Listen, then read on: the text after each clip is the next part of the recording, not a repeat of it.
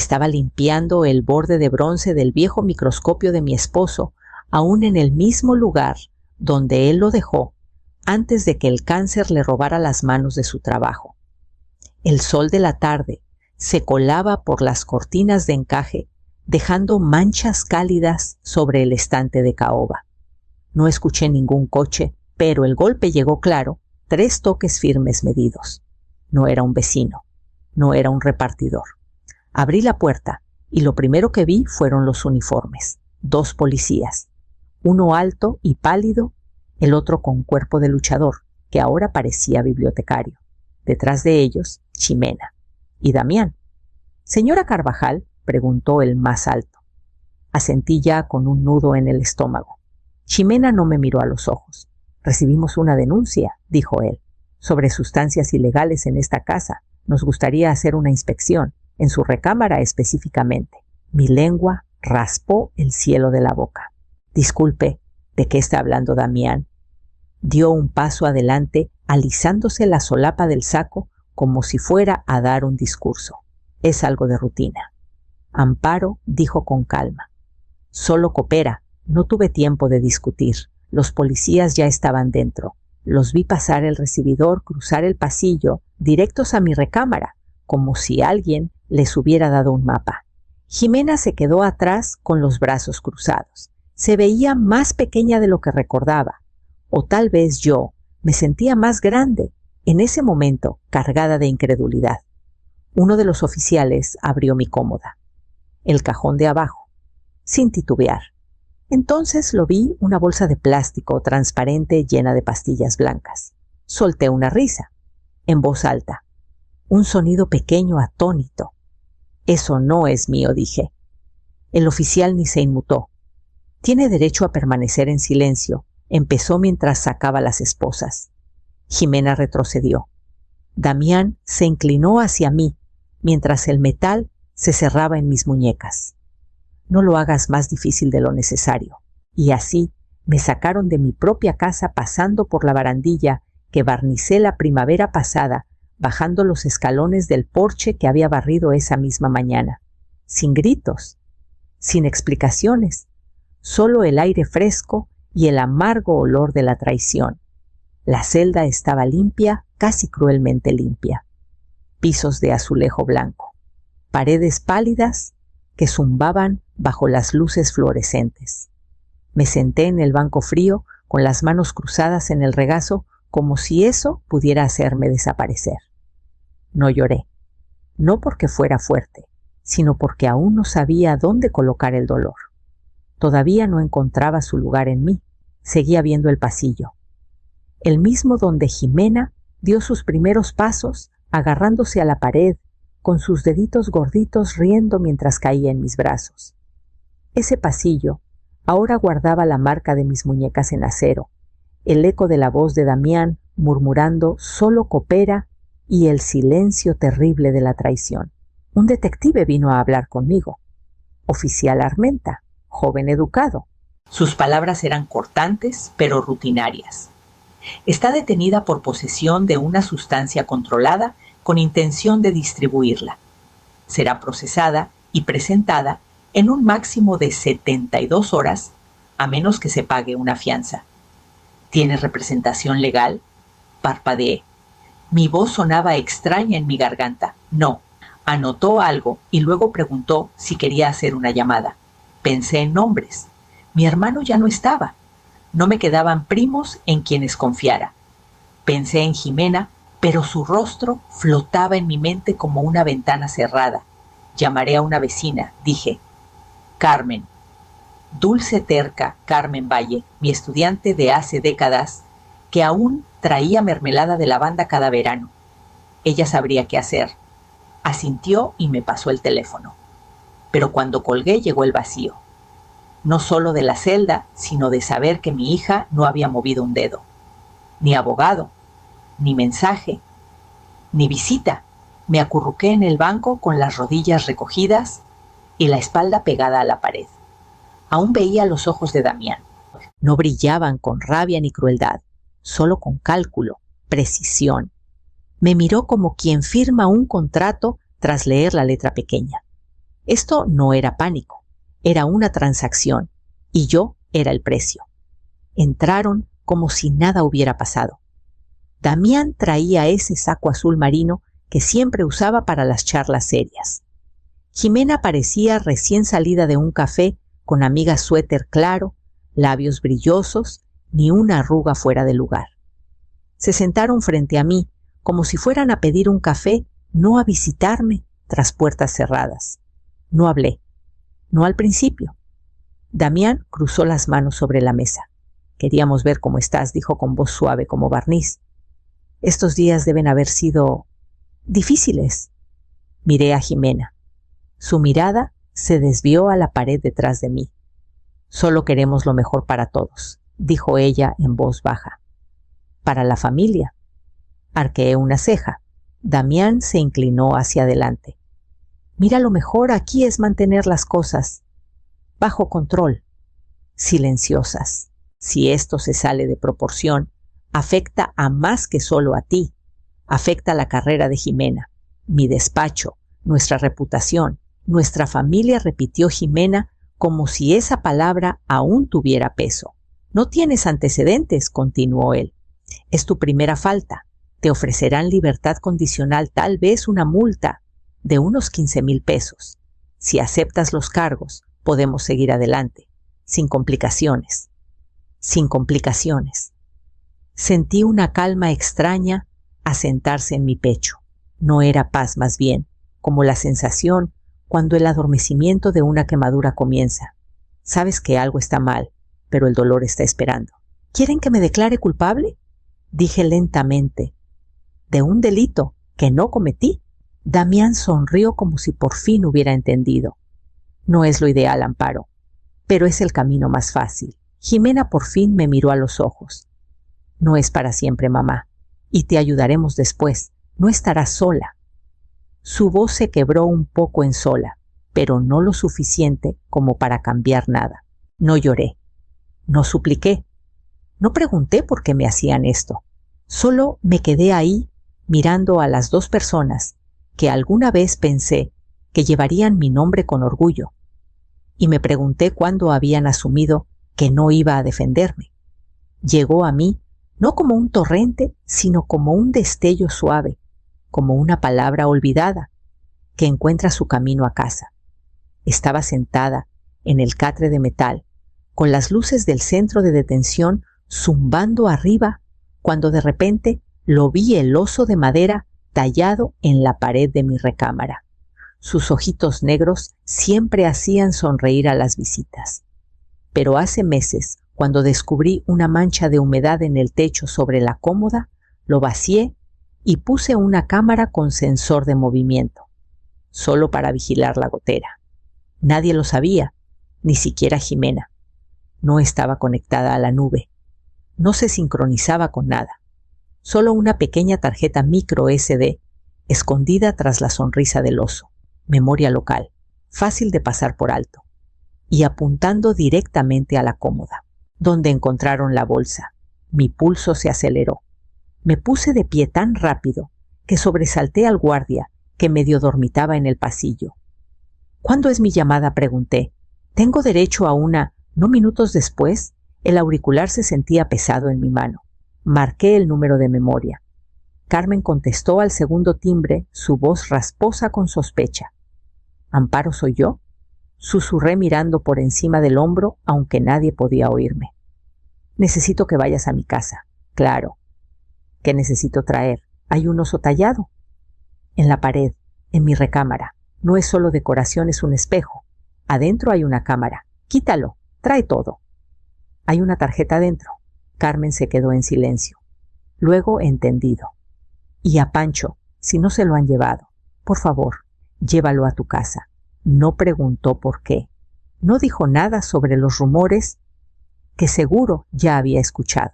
Salgo ahora, dijo. Colgué y me senté despacio. Si el oso había grabado algo, si esa lente captó lo que mis ojos no vieron entonces, tal vez no estaba tan sola en esto. Y de repente sentí el primer destello de algo que no había sentido desde el pasillo. No era esperanza. Todavía no. Pero sí dirección. Entró con un expediente más grueso que sus muñecas y un traje que no le quedaba del todo bien. Joven, tal vez de unos 30, rostro aún suave en la mandíbula, pero sus ojos cargaban peso. Amparo Carvajal, preguntó colocando el expediente en la mesa entre nosotros. Asentí. Leonel Miramontes, asignado por el juzgado. Sé que eso no inspira confianza, pero te sugiero que dejes que el expediente hable primero. Se sentó, abrió la carpeta y sacó varios paquetes grapados. El informe de arresto es un desastre, dijo sin rodeos. Denuncia anónima. No pidieron grabaciones de vigilancia. Los oficiales fueron directo al cajón exacto.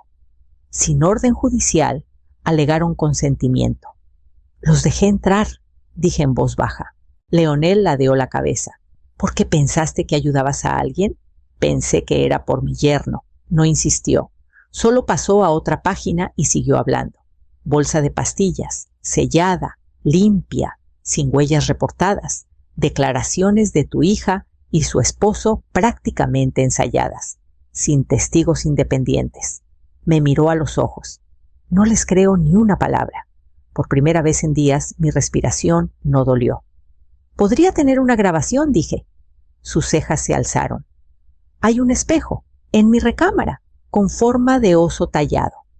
Adentro tiene una cámara oculta, apunta a la cómoda». Leonel se inclinó hacia adelante con las manos cruzadas. ¿Alguien más lo sabe? Solo la persona a la que llamé. ¿Alguien en quien confíes? Asentí. Se puso de pie. Entonces esperemos que aparezca. Y apareció. 3 horas después, Carmen entró al juzgado como si llevara un guisado. El espejo apretado contra su pecho. Pancho trotando a su lado, con el hocico gris levantado la cola, moviéndose como si acabara de encontrar el sol otra vez. Observé desde la ventana de la sala de visitas mientras Leonel la recibía en el control de seguridad. Ella le entregó el oso. Él lo giró en sus manos, encontró el pestillo con facilidad y sacó la tarjeta. Carmen dijo algo, no lo escuché, pero él sonrió y asintió antes de guardar la tarjeta en una bolsa y caminar rápido hacia la salida. Nunca miró atrás. Yo sí. Miré hasta que ambos desaparecieron mi perro y mi última hebra, de verdad, llevados en los brazos de alguien que por fin me creía. Leonel regresó justo después de las 9, con ojeras marcadas y una laptop bajo el brazo. No habló hasta que ambos estuvimos sentados, y aún entonces su voz fue baja. Cuidada, como si supiera lo que esto haría. Revisé la grabación. Asentí una vez. Mis palmas ya sudaban. Abrió la pantalla, la inclinó hacia mí y abrió una carpeta etiquetada solo con la fecha de mi arresto. Luego presionó reproducir. Ahí estaba mi recámara, quieta, familiar, un destello de luz de la tarde cruzando la cama. Y luego, Damián. Entró solo, sudadera con cierre celular en una mano. Se detuvo en la puerta como escuchando. Luego cruzó a la cómoda con la seguridad de quien coloca algo que tiene todo el derecho de esconder. Sacó una bolsa pequeña y transparente de su bolsillo. Mi estómago dio un vuelco, pero seguí mirando. Abrió el cajón de abajo, metió la bolsa, ajustó una bufanda para cubrirla a medias, luego cerró el cajón con la precisión que solo había visto cuando firmaba contratos legales. Sin prisas, sin nervios, solo conclusión. Marca de tiempo un día antes del golpe en la puerta. Leonel pausó. Por un momento no pude respirar, no por miedo, sino por la extraña y dura torsión en mi pecho que se sentía demasiado cerca de la libertad. ¿Estás bien?, preguntó con suavidad. Asentí otra vez. Volvió la laptop hacia él, cerrándola despacio. Tenemos lo que necesitamos. Ya presenté una moción y programé una conferencia previa al juicio. Es informal solo para aclarar la narrativa, digamos. Y ellos vendrán ambos. Jimena confirmó a través de su abogado. Damián no dudó. Claro que no. Leonel se puso de pie, guardó la laptop en su maletín. Presentaremos la grabación en la sala, en actas, sin más murmullos, sin más fingimientos. Bajé la vista a mis manos. Ya no temblaban. Mañana estaría en una sala con las 2 personas que me traicionaron y los vería enfrentar la única cosa con la que no podían discutir la verdad reproducida en una pantalla. La sala de conferencias era beige, de esa manera burocrática, demasiado limpia, demasiado silenciosa, como si hasta las paredes estuvieran entrenadas para ser neutrales. Una mesa ocupaba el centro, flanqueada por 4 sillas rígidas. Leonel y yo llegamos primero. Abrió su laptop con dedos cuidadosos, puso la pantalla hacia adelante y ajustó el volumen. Luego esperamos. La puerta se abrió con un clic suave. Jimena entró primero. Su blusa estaba planchada, el cabello recogido en un chongo bajo. Se veía más pequeña de lo que recordaba, no en cuerpo, sino en presencia. No me miró. Damián la siguió con postura tensa, la mandíbula apretada. Pero sus ojos escanearon la sala como quien evalúa riesgos no culpas. Se sentaron frente a mí. Leonel no perdió tiempo con charlas. Antes de empezar, dijo: «Veremos una breve grabación relevante para el caso». Presionó reproducir. La pantalla se iluminó. Mi recámara otra vez. Quieta simple. Luego, Damián. Su figura cruzó el encuadre. Manos firmes, cajón abierto, bolsa colocada, cajón cerrado, sin titubeos, sin errores. Jimena se estremeció. No miré la pantalla, la miré a ella, a la hija que alguna vez me trajo diente de león, y preguntó si podía hacerlos durar para siempre en un frasco. Ahora miraba la mesa como si pudiera disolverse bajo ella. El video terminó. El silencio llenó la sala como humo. Leonel cerró la laptop. ¿Desean revisar sus declaraciones? Jimena abrió la boca. Luego la cerró. Damián carraspeó. No se suponía que llegara tan lejos, dijo con voz plana. Ni siquiera se suponía que la arrestaran. Era un farol. Leonel no reaccionó. Solo anotó algo en su libreta. No sabía que realmente, añadió Damián, pero Leonel lo cortó con una mirada. Jimena por fin me miró. Sus ojos estaban vidriosos, pero no llorosos. Pensé que solo aceptarías el trato, susurró. Pensé que se desvanecería. No hablé, porque por una vez no necesitaba defenderme. El video ya había hecho lo que las palabras nunca pudieron. Me dejaron salir la mañana siguiente, sin anuncios, sin disculpas. Solo una firma, una reja abriéndose y el peso del aire que no había sentido en días. Leonel me encontró en la acera, con un asentimiento silencioso y mi chamarra doblada cuidadosamente sobre su brazo. Los cargos fueron retirados, dijo. Oficialmente, el video lo cambió todo. Le agradecí, pero no se sentía suficiente. No por lo que había restaurado. Damián me dijo, ya estaba siendo procesado 2 cargos graves por manipulación de evidencia y denuncia falsa. Jimena no fue acusada, pero su silencio quedó registrado. Me mudé con Carmen esa tarde. Su cuarto de huéspedes olía ligeramente a lavanda y libros, y Pancho se acurrucó a mis pies como si no hubiera pasado el tiempo. Por primera vez en días dormí. Una semana después, Leonel tocó de nuevo, esta vez con una carpeta de piel en la mano. De la albacea de tu difunto esposo, dijo. Lo encontraron durante la revisión de activos cuando el arresto entró al sistema. Fruncí el ceño. Pero ya manejé el testamento hace años. Leonel asintió. Esto no es el testamento. Me lo entregó y esperó. Lo abrí despacio. Adentro un documento firmado, atestiguado y archivado, fechado 5 años antes de que Jimena y Damián se casaran. Un fideicomiso irrevocable a mi nombre, la casa, las cuentas de retiro, dividendos de inversiones, todo protegido en el fideicomiso blindado contra reclamos externos, incluidos los bienes conyugales. Miré la firma familiar al final. La suya. Leonel no dijo mucho. Solo observó mientras leía cada línea. Mi difunto esposo no solo dejó recuerdos, dejó protección. Legal, hermética, silenciosa, como si de alguna manera hubiera sentido lo que no me atreví a admitir en voz alta mientras vivía. Lo sabía, que tal vez un día estaría sola en mi propia casa, que tal vez la lealtad no se hereda como la gente quiere creer, y tal vez, solo tal vez, había creado este fideicomiso no solo por seguridad, sino para una mujer que un día necesitaría recordar cómo se siente ser creída. No fui al juzgado. Mientras Damián estaba frente a un juez con la espalda recta y la boca ensayada, yo até la correa de Pancho y caminé por el parque. El mismo sendero donde empujaba la carriola de Jimena cuando sus puños eran pequeños y su risa aún sin forma. Las hojas susurraban como si supieran. Los bancos estaban vacíos. Pancho caminaba a mi lado más lento, ahora pero firme.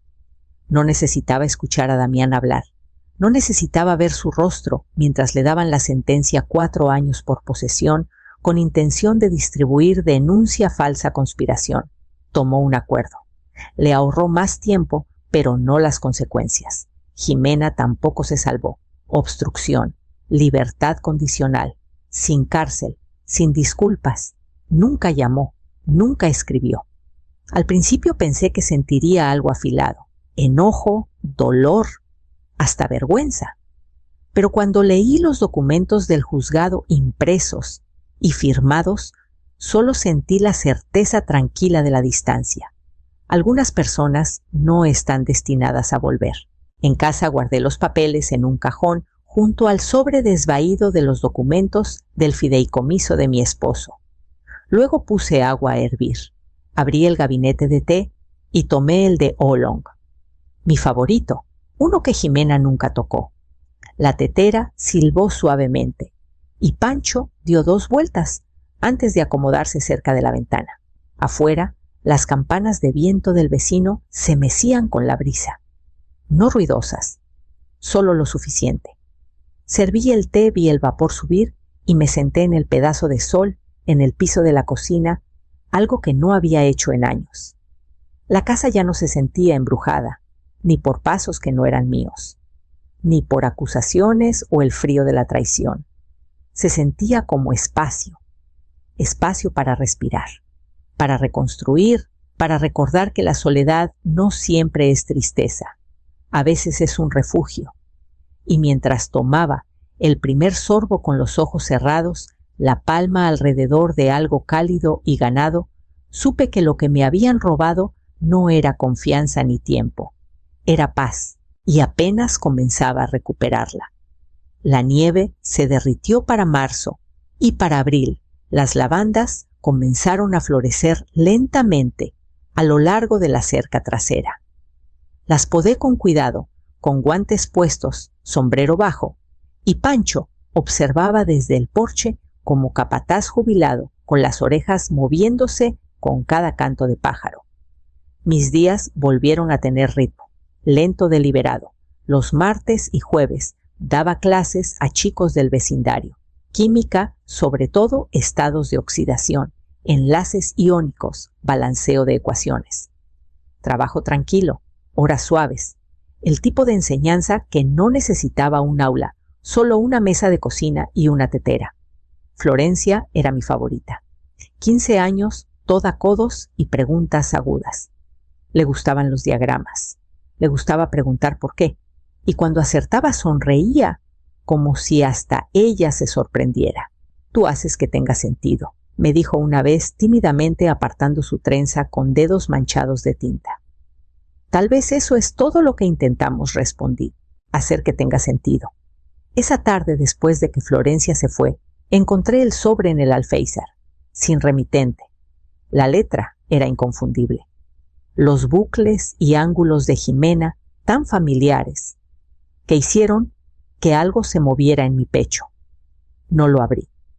Solo lo deslicé en el cajón superior del aparador junto a los papeles del juzgado, junto al pasado. Algunas cosas toman más tiempo para mirarlas que otras. Más tarde regué el tomillo y el romero.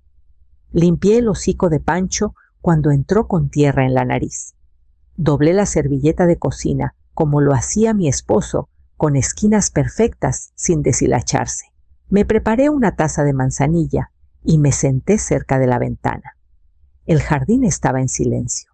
El mundo estaba en silencio. Y por una vez el silencio no pesaba. Todavía estoy aquí, dije no. A Pancho, no a la casa, ni siquiera a los fantasmas que intentaron aferrarse a las paredes. Solo al aire, solo a mí misma, y no iba a desvanecerme otra vez.